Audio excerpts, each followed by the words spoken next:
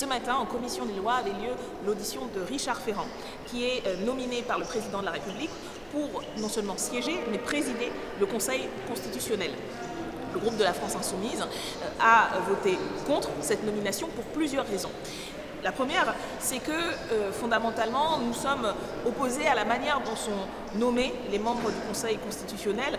qui est un avatar de ce que nous critiquons dans la Ve République et son fonctionnement monarchique qui donne un pouvoir au président de la République qui a tendance à l'exercer de manière problématique. Et puis en particulier sous Emmanuel Macron, depuis 7 ans, on a vu à quel point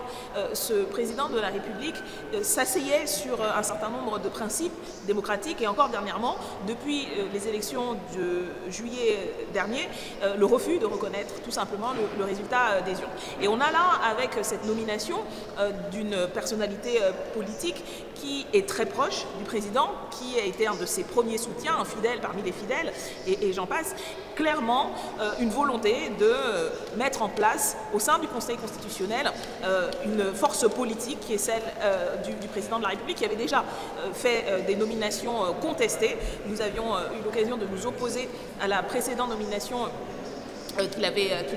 avait été proposé par Richard Ferrand lui-même, mais en cohérence avec Emmanuel Macron très certainement, qui fait qu'en fait on a un Conseil constitutionnel qui est constitué de figures politiques et politisées et qui font plus de politique que de droit constitutionnel, et ce qui pose un réel problème. Et puis surtout, Emmanuel Macron a l'opportunité, avec le choix de ce candidat, de pouvoir influer sur de possibles décisions à venir du Conseil, et notamment concernant un éventuel troisième mandat. Et M. Richard Ferrand a été interrogé sur ce sujet et a laissé planer le doute sur ce qu'il pourrait faire, parce qu'il s'est dit personnellement, pensant personnellement que ce serait bien que Emmanuel Macron puisse continuer, et ce qui est assez cohérent puisqu'il est l'un de ses plus fervents soutiens. Donc on a dans cette nomination l'expression de tout ce qui ne va pas avec la Ve République, et surtout là la possibilité d'une forme de coup de force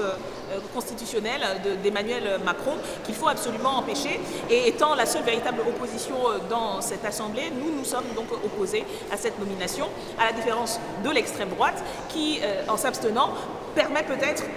à Richard Ferrand d'être nommé, et nous le saurons tout à l'heure, mais c'est un indice, là encore, du fait que l'extrême droite est définitivement le soutien de la Macronie et a permis dernièrement que Bayrou puisse passer l'épreuve du budget, alors même que ce budget va être une véritable guerre sociale sur le peuple, les classes populaires et les classes moyennes. Et là, peut-être qu'en fonction du résultat, on verra, parce qu'il y a un deuxième vote au Sénat qui est dépouillé en même temps. Et j'espère que les sénateurs seront fermes sur le problème que constitue la candidature de Richard Ferrand et s'y opposeront en grand nombre pour empêcher donc que Emmanuel Macron puisse placer ses hommes liges et corrompre encore plus le fonctionnement du Ve République à bout de souffle. En tous les cas, nous continuerons à nous opposer à ce fonctionnement antidémocratique, et nous travaillerons à l'avènement d'une 6e République.